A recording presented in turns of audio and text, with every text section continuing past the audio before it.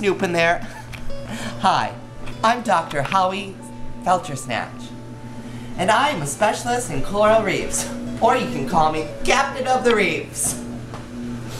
Today I'm going to take you on a magical, wonderful journey of the coral reefs, artificial reefs, how the reefs affect human life and marine life, and how we as humans affect the coral reefs.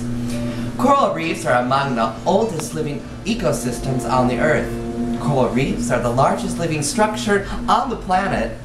Although coral reefs cover less than 1% of Earth's surface, they are home to 25% of all marine fish species.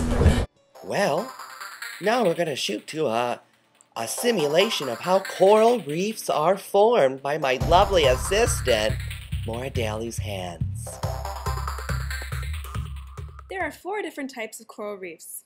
The most commonly known reef is the fringing reef. These reefs form around small islands staying relatively close to the shore, with the lagoon between the shore and the body of the reef. As the reef continues to mature, which can take about 10,000 years, it moves outward toward the ocean, forming a larger barrier reef. Barrier reefs grow outward until they reach the continental drop-off.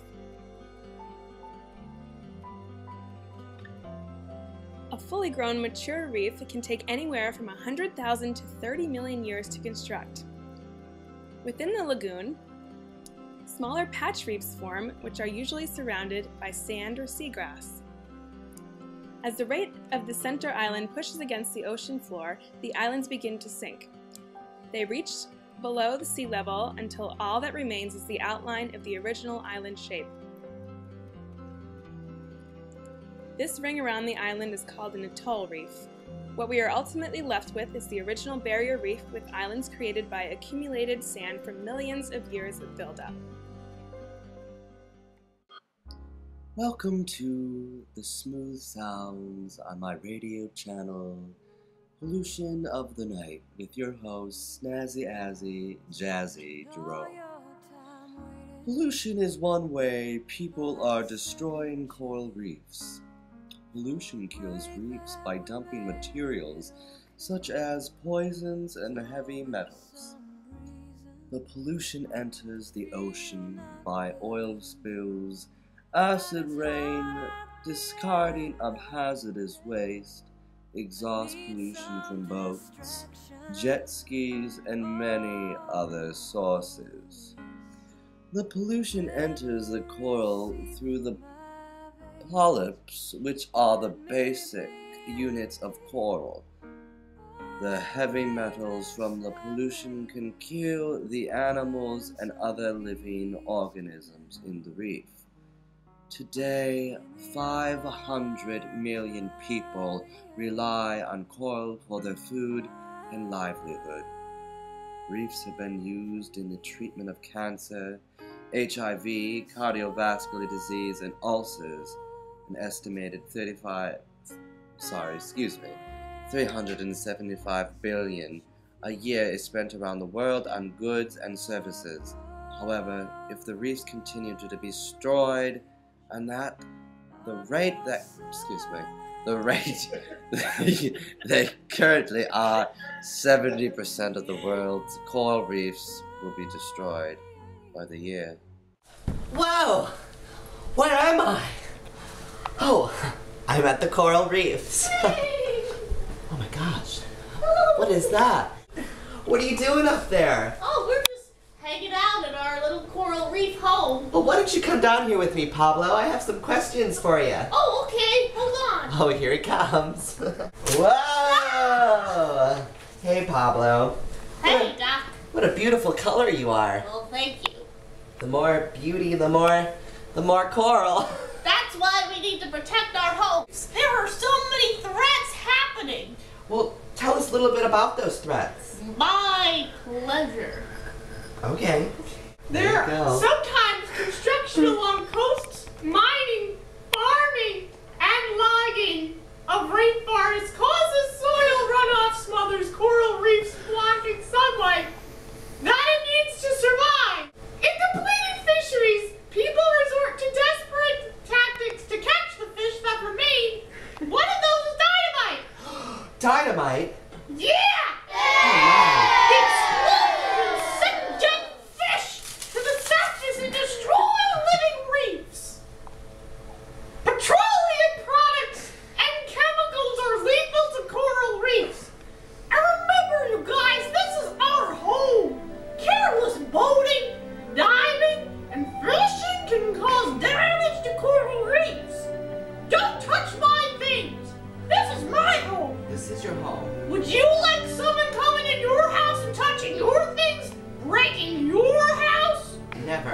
You know, in my laboratory, my things are my things, and I don't like them to be touched because they get broken, and then I have to replace them. But coral reefs are a little bit difficult to replace. Yeah! They take thousands of years to create! Thousands of years? Yeah! Overfishing affects the ecological balance of coral reef communities, warping the food chain and causing effects far beyond the directly overfished population. Live coral is removed from reefs for use as bricks, road fill, or cement for new buildings. Corals are also sold as souvenirs to tourists and to exporters. And when ocean temperatures increase, the coral polyps lose the symbiotic algae inside of them, causing them to turn white and die. Yeah! So that's it for now! Well, thank you, Pablo. I hope to see you soon. Thanks, Doc! Well, thanks to Pablo, we know some great facts about the coral reefs and the effects they have on marine life here. You know what? I think we should talk about artificial reefs now. I'm gonna be right back. Well,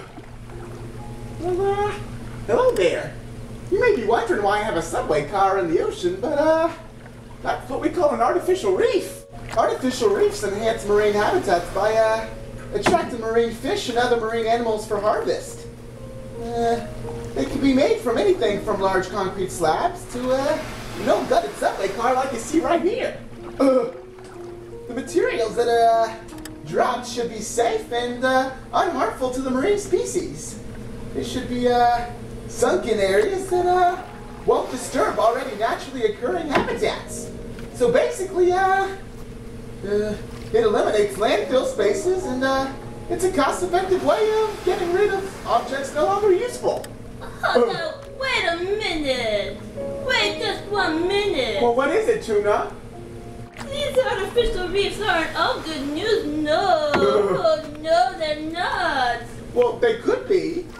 Yeah, but you know, sometimes when you dump great big things in the ocean like a subway car or a big bridge, sometimes when they get old, they break apart and drift off and they destroy other natural reefs and they kill little fishy like myself.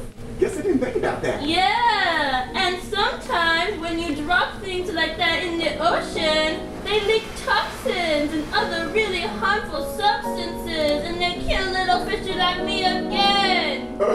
That's why artificial reefs are bad news. You're living in one now, so guess you can't complain. Yes, I can, and I did. I guess we can agree to disagree, huh? I guess so. Well, I'll go back to my natural occurring reef now called the Great Barrier Reef. I'll go back to the subway car. Oh, hey there. You just seem to be sneaking up on me all the time. Well, that's it for now. I hope you enjoyed the project. Well, it seems like we covered the formation of coral reefs, the effect on sea life, artificial reefs, humans' effects on the reefs, and vice versa. Alright, sorry about that. My pet fish just can't see. Get out of here. Well, I gotta go. I seem to be drowning here because I have no oxygen.